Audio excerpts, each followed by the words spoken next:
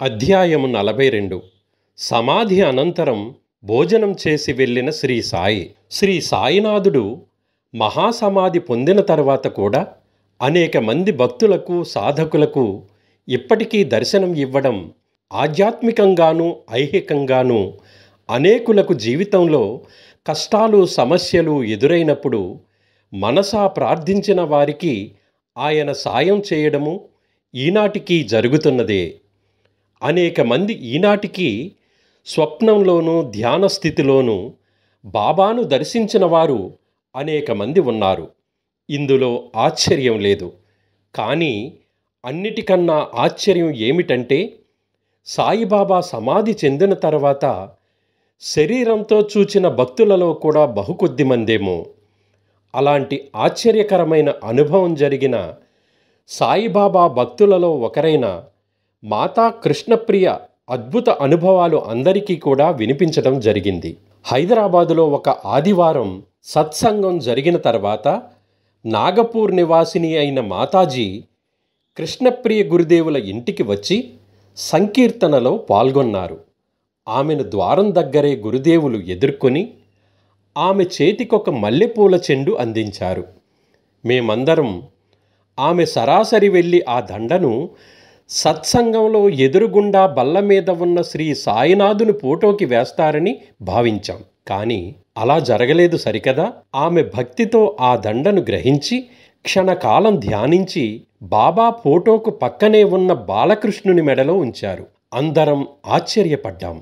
ఆమె సాయిబాబా భక్తురాలు కదా, దండను బాబాకు వేయక శ్రీకృష్ణునికి వేయడం ఎందువల్లనో మాకు అర్థం కాలేదు. కారణం ఆ తర్వాత కాని తెలియలేదు. ఆమె దివ్యానుభవాలు విన్నప్పుడు షిరిడీ సాయిబాబా ఆశీస్సులతో ఆమె శ్రీకృష్ణుని సాక్షాత్కారం ఎలా చేసుకున్నది తెలిసినప్పుడు అందరం ఆశ్చర్యపోయాం. ముందు బాబా అనుభవంతో ప్రారంభిద్దాం. గురుదేవులు మేడ మీద చల్లని గాలిలో ఆరుబయట కూర్చొని ఉన్నారు. సత్సంగ భక్తులందరం ఎదురుగుండా కూర్చున్నాం. కుర్చీ మీద మాతాజీ, ఆమె పక్కనే పడక కుర్చీలో కూర్చున్న శ్రీ గురుదేవుల వంక మేము ఎంతో ఆతృతతో చూస్తున్నాం. అలా కొంతసేపు నిశ్చలంగా ఉన్నాక గురుదేవులు ఆమె వంక తిరిగి, మీ అనుభవాలు వివరిస్తే ఈ మన పిల్లలు విని సంతోషిస్తారు అని అన్నప్పుడు కూడా మేము ఆ అనుభవాలు ఎంత ఆశ్చర్యకరమైనవో ఎంత మాత్రం కూడా ఊహించలేదు. అవి మాతాజీ సిమ్లాలో ఉంటున్న రోజులు. ఆనాడు సాయంత్రం చలిగాను గాలిగాను ఉండి కొద్దిపాటి వర్షం పడుతున్నది. అప్పటికే కొద్ది సంవత్సరాలుగా మాతాజీ షిరిడీ సాయిబాబాను గురువుగా భావించి సాధన చేయడము, బాబా విభూతి ప్రత్యక్షముగా పడటము వంటి అనుభవాలు జరిగేవి. ఆ రోజు మాతాజీ ఇంటి వాకిలి వేసి ఉన్నది. అకస్మాత్తుగా రోడ్డు మీద ఒక ఆజానుబాహుడైన వ్యక్తి తలకు ఎర్రటి కాషాయి గుడ్డ, గడ్డముతో పొడుగాటి కుఫ్ని ధరించి ఎదురింటి వారి తలుపును కొట్టడం, దాంతో ఆ ఇంటివారు తలుపు తీసి ఎవరు కావాలని అడగటం కూడా జరిగింది. అనుమానం లేదు, ఆ వ్యక్తి ముమ్మూర్తులా షిరిడీ సాయిబాబాయే. చిత్రాలలో ఎలాగ ఉంటారో సరిగ్గా అలానే ఉన్నారు.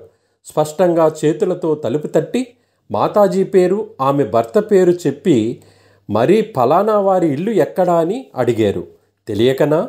కాదు, తాను పూర్తిగా శరీరంతో దర్శనమిచ్చిన సంగతి ఆ ఎదుటి వాళ్లకు కూడా నిదర్శనపూర్వకంగా చెప్పాలనే అదే వారి సంకల్పమై ఉండి ఉండవచ్చు.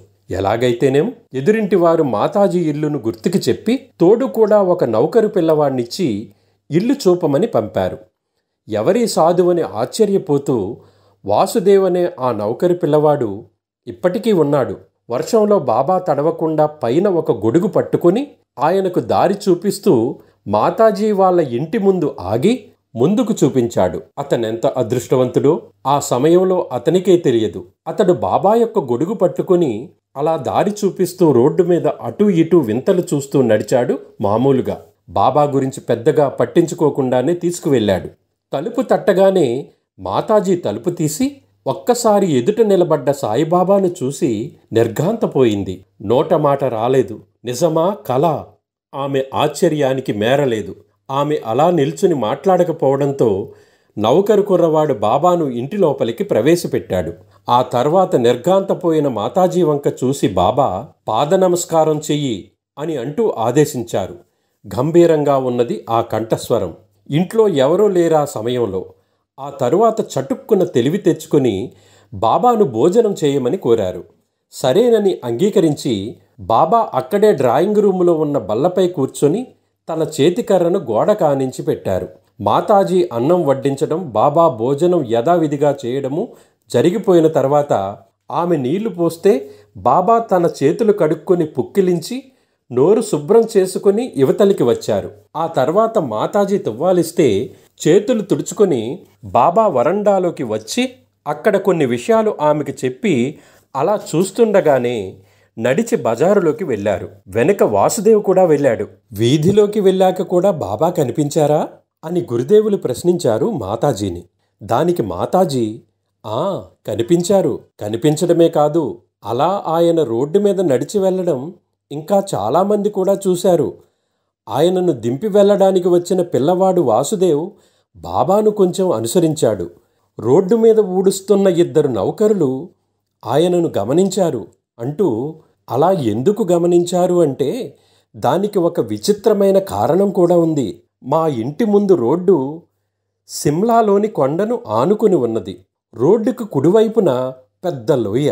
రోడ్డు దాటగానే ప్రక్కన దాదాపు 100-200 అడుగుల అగాధం ఉన్నది. అక్కడ రోడ్డు ఎడమవైపుకు మల్లుతుంది. కానీ అక్కడే రోడ్డు వెంట నడుస్తున్న బాబా అకస్మాత్తుగా ఆగి కుడివైపుకు తిరిగి లోయ ఉన్న వైపుకు రోడ్డుకు దిగి అంచు చివరికి నడిచిపోసాగారు. అప్పుడు అక్కడే ఆ రోడ్డును ఊడుస్తున్న నౌకర్లు పరిగెత్తుకు వెళ్ళి, మహారాజ్, ఇటు రోడ్డు లేదు, అగాధం అని అరిచి చెప్పేలోగానే బాబా రోడ్డు దాటి పక్కనున్న అగాధంలో అడుగు పెట్టడం క్షణకాలంలో జరిగిపోయింది.